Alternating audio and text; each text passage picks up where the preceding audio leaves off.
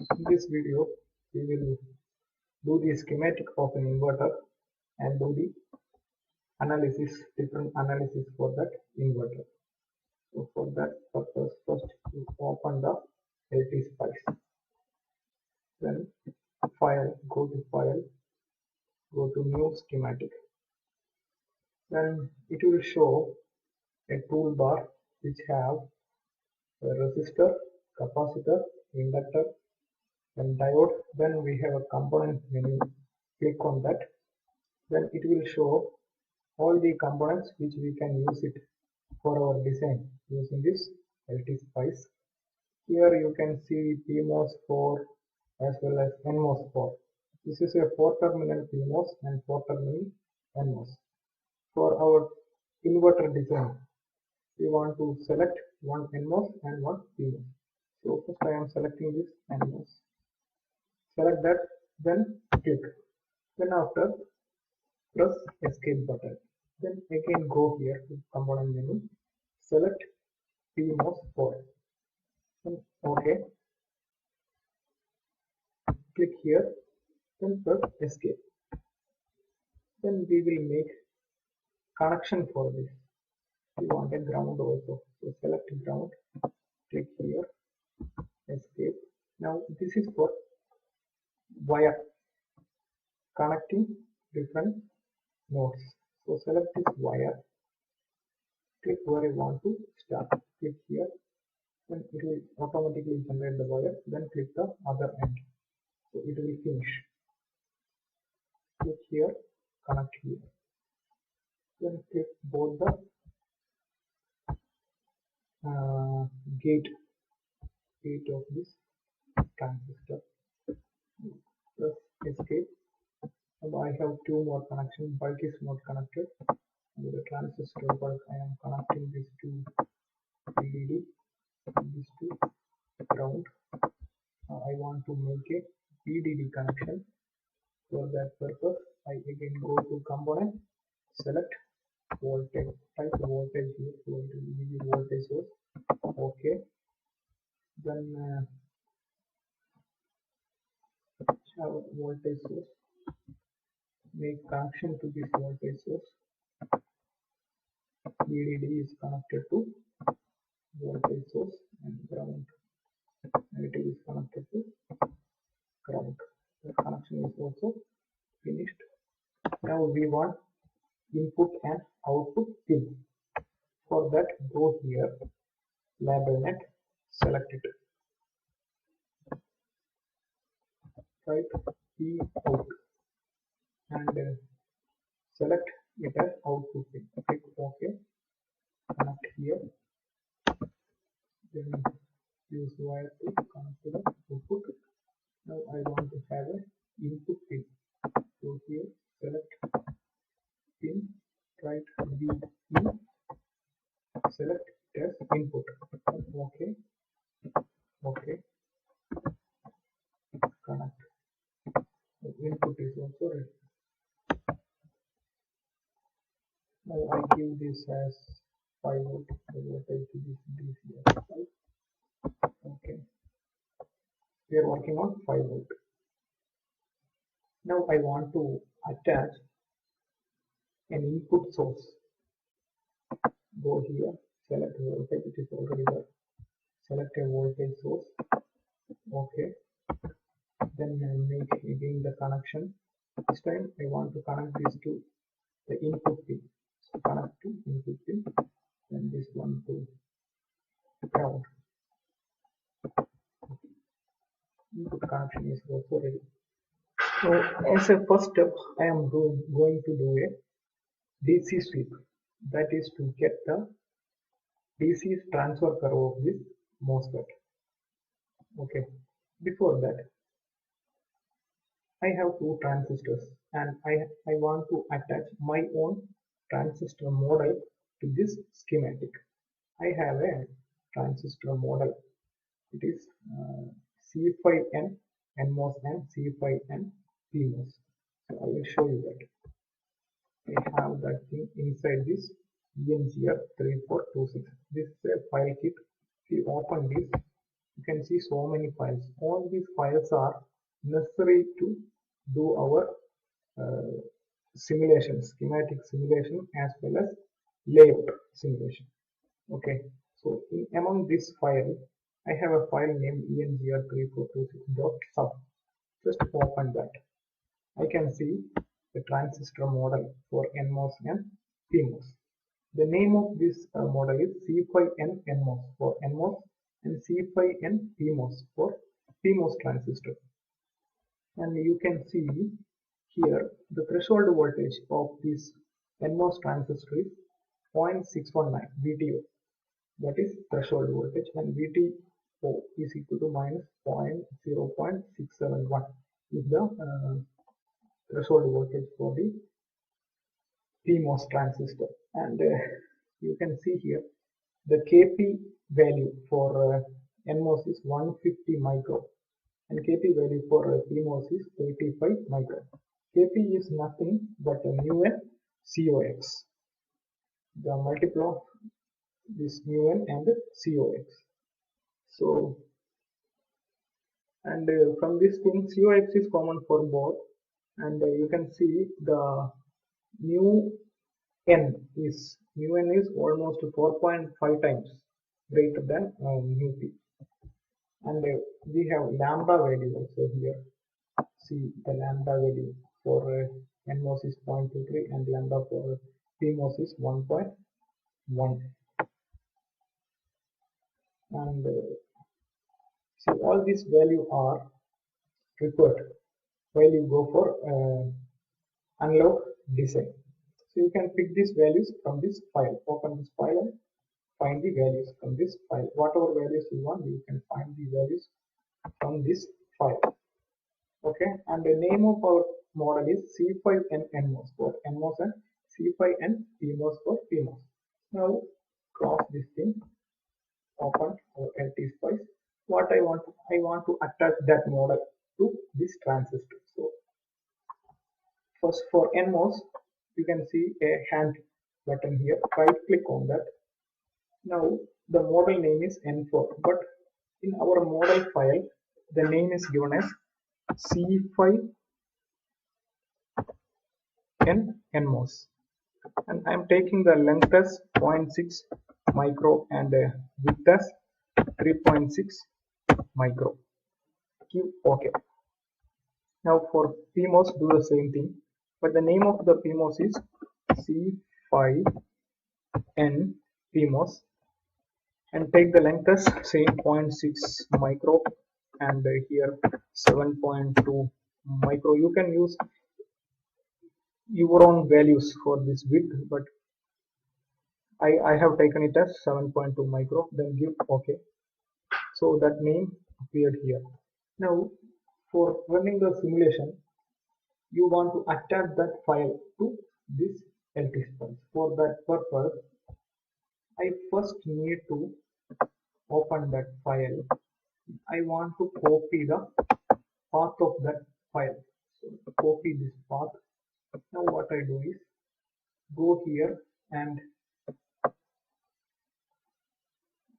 edit text on schematic. Go there and use the spice directive dot include that path. Then paste that path here.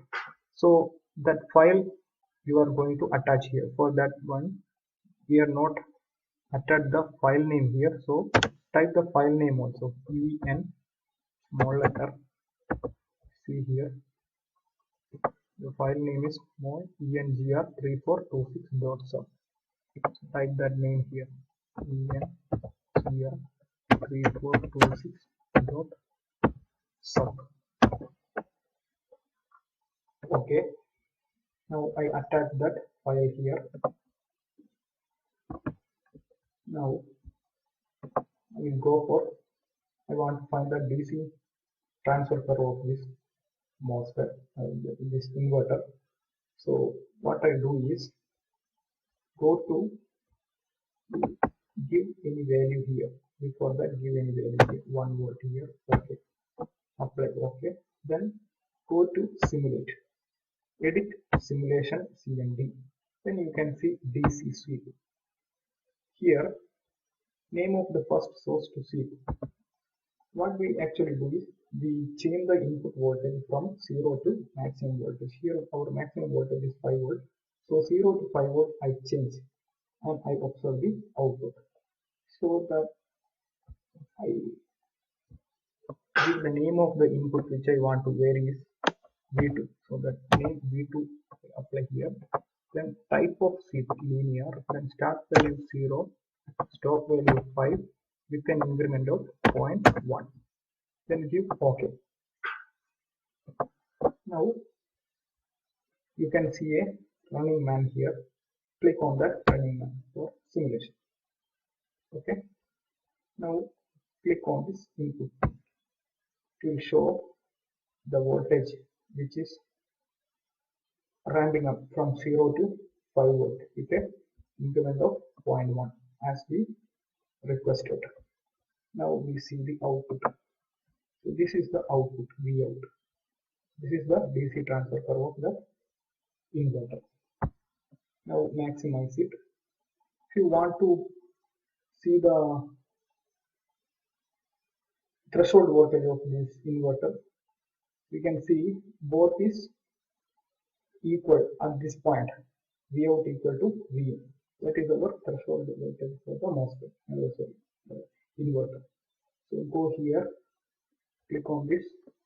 Then at the bottom left, you can see X equal to 2.323, Y equal to 2.317. So this point you can measure from there. That is the threshold voltage of this inverter. Now we will go for the transient analysis of this inverter. For that purpose, you just remove this DC. Now go to simulate, edit CMT.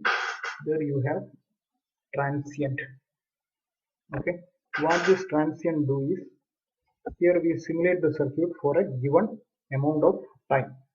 So for that purpose, what I do is I just change my input to a pulse. I'm giving a square pulse with the initial value 0 and 1 value 5 volt with the rise time 1 nanosecond. That nano should be in small letter. 1 nano, volt time 1 nano, T on 5 micro, and T period 10 micro, and I'm using 10 cycles. Apply OK. So now it acts as a square wave with period 10 micro. Then go to simulate, edit CMD.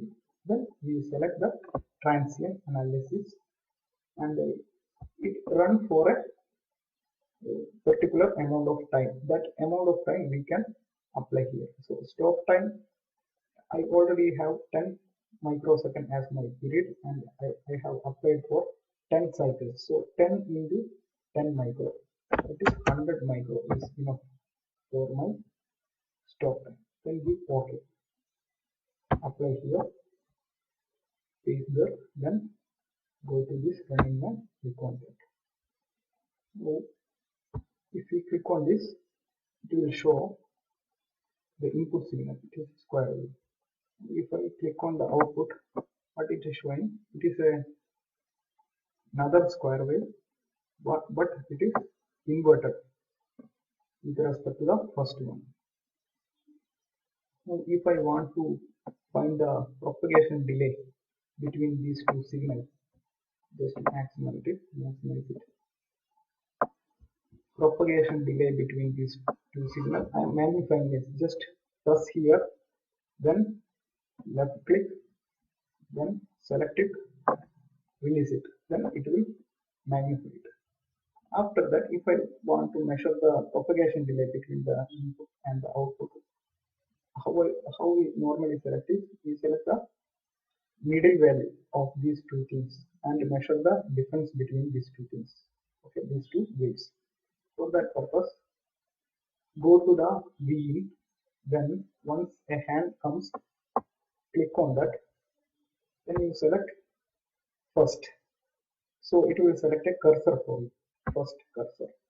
Okay. Now a cursor key.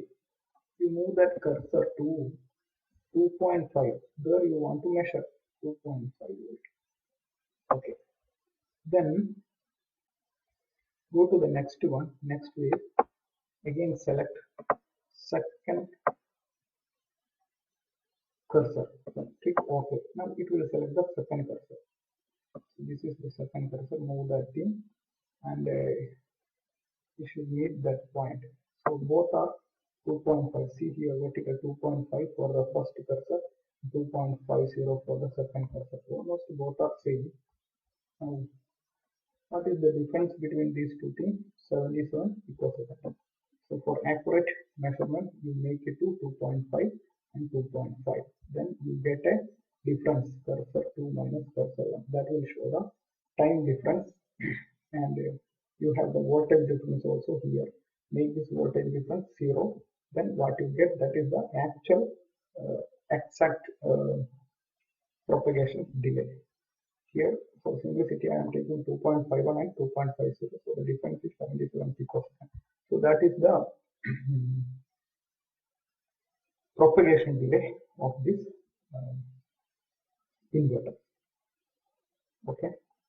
Now we have one more propagation delay that comes when the input signal go high and the output signal go low. That also you can measure. Now I will show one more thing. You just remove that input signal, delete this trace. Now we have only the output signal, and select any of the portion. Now what I am going to do is magnifying this. Now my aim is to find the rise time. So click here, then select first and second two cursors. Click on OK. Now the rise time or fall time you can measure with 10% or 20%. I am taking here as 20%. So my lower value should be 20% of the maximum voltage, that is 1 volt. 20% of 1 volt. So I set one cursor at 1 volt. One cursor 1 volt. Okay, 1.04, almost 1 volt. Now second cursor, my second cursor at 4 volt. 5 into 80%, 4 volt. So that is at 4 volt. Almost 4 volt. Now I get the time difference between these two. That is 94 picosecond. 94 picosecond. So this is the rise time of my circuit. So I am going for 20 to 80%. That depends on you. You can select 10% to 90% or 20 to 80%. I here take it as 20 to 80%. So my time rise time is 94. Same way you can try to find the fall time also. Okay. And for getting the exact value, I can do one more thing. I can add some spice directly, like, see, these are some spice directly. Here dot means is for measuring the different parameters. So dot means trans means I am using the transient measure, transient analysis. So from the transient way I want to measure. TPDR is the name I have given. You can give any name here. That is not a matter. But all the other things should be same. So TPDR is for propagation delay rise. I have given. And trigger is the V in. Trigger is the first point where it trigger. V of V in. V in and V out are the names of my waves. That means you want to put here. Suppose I am changing this V into in only, means in this code you want to change it as in. Okay, then that is at 2.5 volt. This is for propagation delay. So input, both the input and output are at 2.5, and we measure the difference between these two things. And fall equal to 1. First one is falling and the second one is rising. That is why rise equal to 1. And what is the meaning of this 1 is you are taking the first wave. You have 10 cycles. If you want to find the propagation delay at cycle 5, you just write here 5. That's it. Then target is P out. That is also at 2.5. Right? 1. Now here the TPDF is falling time. 1 is at 4. Opposite to that. Okay. Next, we see the rise time. How we can find the rise time? Trigger. In rise time, both trigger and target are same signal. No need to compare with input. So I have taken V out, and one is triggered at 1 volt and the other is at 4 volt, because I have taken 20% and 80%. If you are taking 10% and 90%, you can write here as 0.5 and 4.5. That's it. So T4 is also the same way. So I just copy this thing, copy,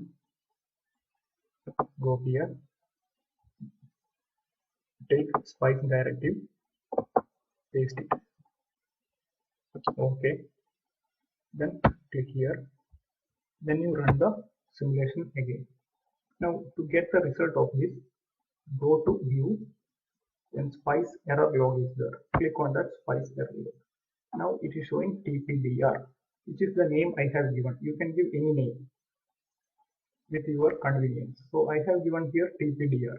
So it is giving 74 picosecond. Actually during our measurement it was